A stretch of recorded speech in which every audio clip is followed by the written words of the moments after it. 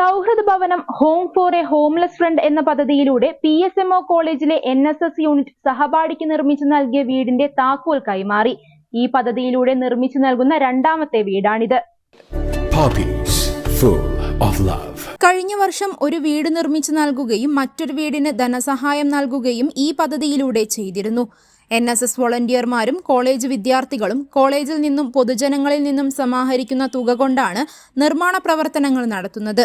പരിപാടിയുടെ ഉദ്ഘാടനം Tirurangadi municipality chairman KP Muhammad Kutty നിർവഹിച്ചു.